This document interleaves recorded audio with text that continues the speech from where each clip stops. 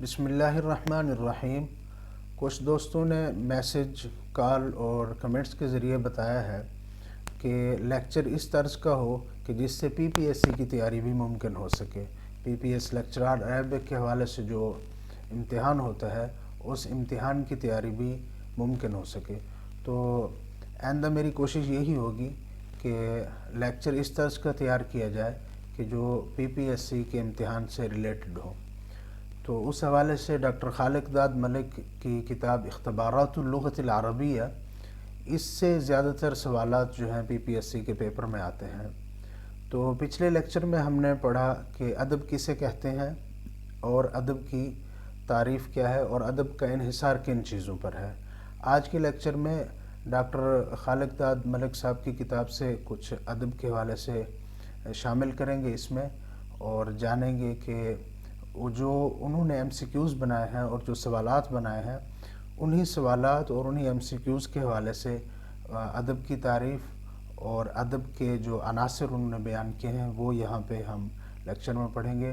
اور کچھ دوستوں نے یہ بھی بتایا ہے کہ لیکچر کے لیے وائٹ بورڈ کا استعمال کریں، تو میری کوشش بھی یہی ہے کہ عنقریب ترتیب بن جائے گی، 2-4 دن میں وائٹ بورڈ استعمال کریں گے، کیونکہ اس طرح زیادہ مشکل پیش آتی ہے ویڈیو بنانے میں، اور جو تعریفات وغیرہ ہوتی ہیں یا جو سمجھانے کے لیے جو لکھنا پڑتا ہے تو وہ پھر اس کے لیے کمپیوٹر استعمال کرنا پڑتا ہے یا لیپ ٹاپ استعمال کرنا پڑتا ہے، تو اس میں زیادہ دقت اور زیادہ مشکل پیش آتی ہے۔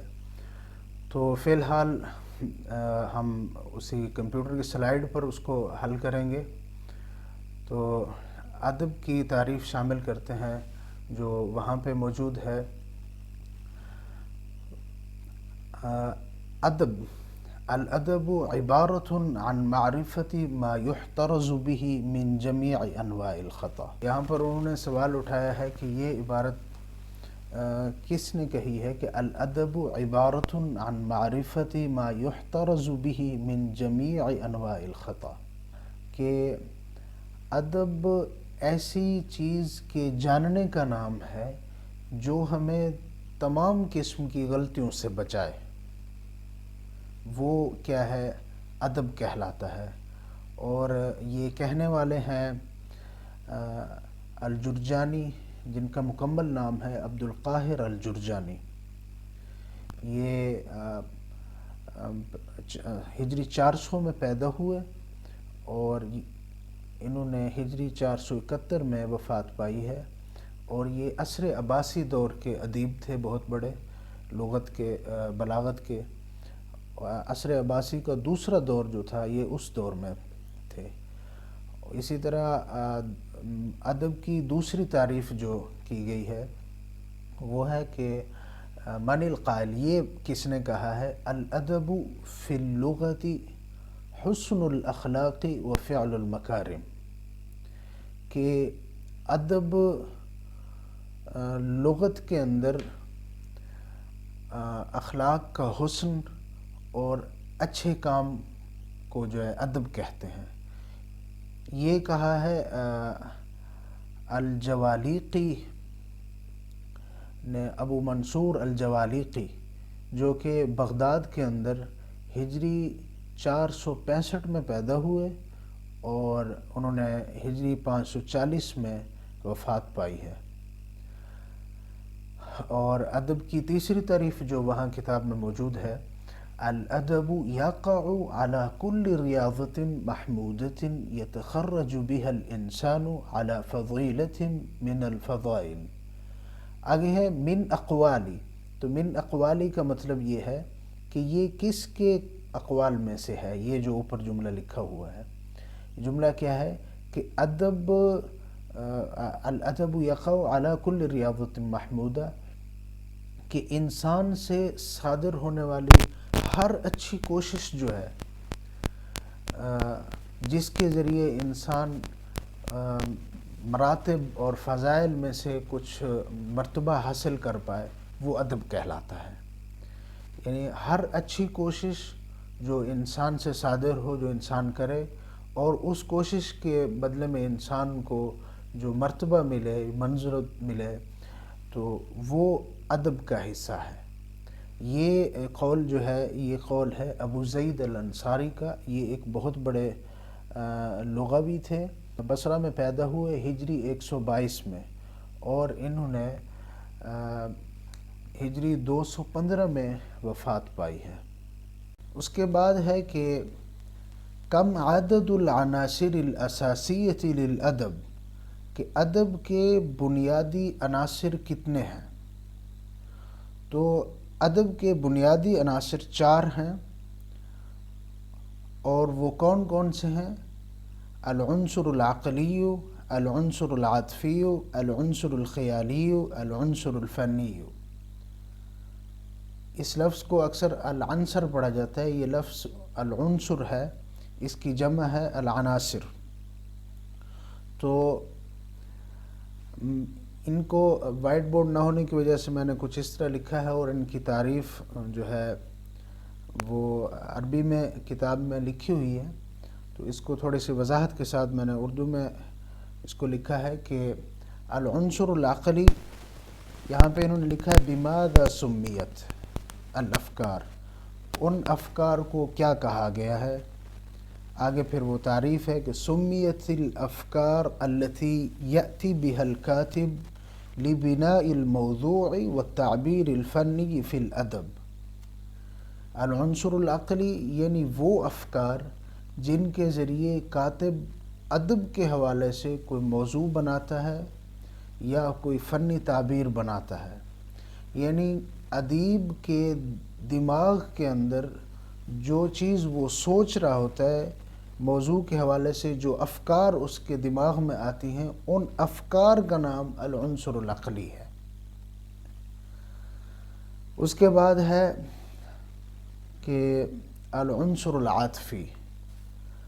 العنصر العاطفی الشعور الذي يثيره الموضوع في نفس الكاتب ويحاول ان يثير في نفس القارئ، کہ وہ شعوری کیفیت جو کاتب پر موضوع کی وجہ سے طاری ہوتی ہے، اور کاتب کوشش کرتا ہے کہ یہی کیفیت جو ہے اس مضمون کو پڑھنے والے کے اوپر بھی طاری ہو. یعنی اس کی مثال یوں لے لیں کہ جب ہم کوئی تحریر پڑھ رہے ہوتے ہیں تو اگر اس تحریر کے اندر افسردگی ظاہر کی گئی ہوتی ہے الفاظ میں، تو ہمارے اوپر بھی وہ افسردگی طاری ہوتی ہے. یا تحریر کے اندر کوئی خوشی کی بات ہوتی ہے تو وہ، یا مزاحیہ بات ہوتی ہے، تو وہ جو کیفیت ہوتی ہے تحریر کے اندر جو کاتب لکھتا ہے، وہ کیفیت پڑھنے والے کے اوپر بھی طاری ہوتی ہے. العنصر العاطفی یعنی یہ اس کیفیت کا نام ہے جو لکھتے وقت ادیب کے اوپر طاری ہوتی ہے اور پڑھتے وقت قاری کے اوپر طاری ہوتی ہے. یہ اس شعوری کیفیت کا نام ہے. تیسرے نمبر پہ ہے العنصر الخیالی، کہ اس کی یہاں پہ تعریف جو لکھی گئی ہے وہ یہ ہے کہ القدرۃ علی النظر الی الاشیاء نظرا قویا وعمیقا فی الادب. آگے ہے تسمہ.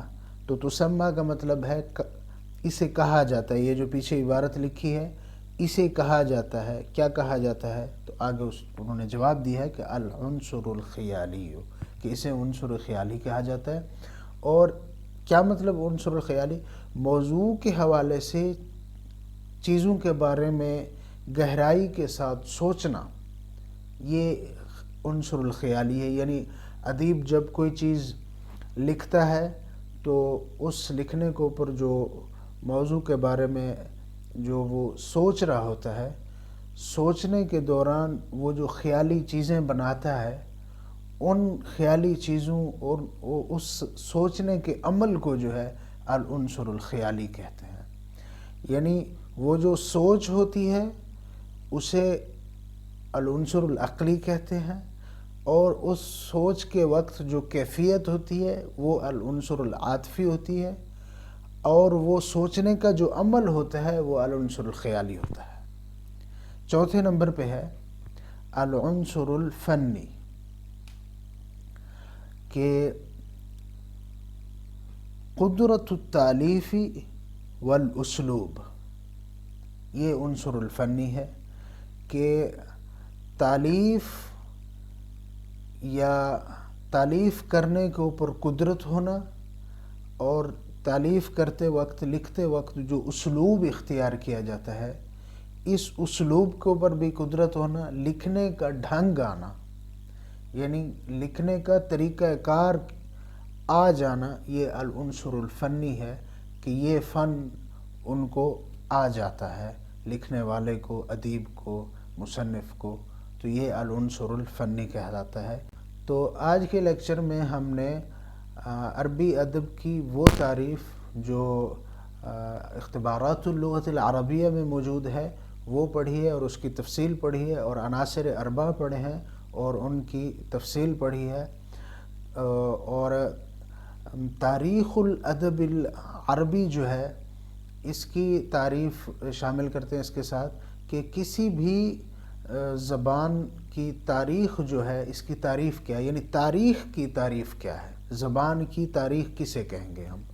تو زبان کی تاریخ جو ہے وہ کسی زبان کا ترقی کرنا، کسی زبان کے تنزلی کا شکار ہونا، کس زمانے میں اس نے ترقی کی، کس زمانے میں اس کے اوپر تنزلی آئی، اور اس کے کون کون سے شعراء ہیں، اس کے کون کون سے مصنفین گزرے، کتنے بڑے بڑے مشاہیر نے اس لغت کے اندر کون کون سا ادب والا کام کیا، یہ تاریخ ادب کی تعریف ہے۔ تو تاریخ الادب العربی کی تعریف کے بعد یہ شامل کریں گے کہ تاریخ الادب العربی کا فائدہ کیا ہے۔ هو اساس التي تبني عليها الشعوب وحدتها ومجدها وفخرها، کہ تاریخ الادب العربی کا فائدہ یہ ہے کہ یہ کسی بھی قوم کا شرف، کسی بھی قوم کا فخر اسی ادب کے ساتھ منسلک ہے۔ جو قوم اس ادب کو چھوڑ دیتی ہے گویا وہ اپنی وحدت، اپنے فخر، اپنے شرف کو ترک کر دیتی ہے۔ تو ادب کا سب سے بڑا بنیادی فائدہ یہی ہے کہ جو قومیں ادب کے ساتھ منسلک رہتی ہیں گویا وہ وحدت، شرف اور فخر کے ساتھ منسلک رہتی ہیں۔ اگلے لیکچر میں ہم جانیں گے کہ عربی ادب کے قبائل کون کون سے تھے، اور سام بن نوح جو عربی ادب کے جد امجد تھے ان سے کون کون سے قبیلے آگے بنے۔ تب تک کے لیے اللہ حافظ۔ اگر یہ ویڈیو آپ کو مفید لگی ہے اس کو شیئر کریں، لائک کریں اور چینل کو سبسکرائب کریں۔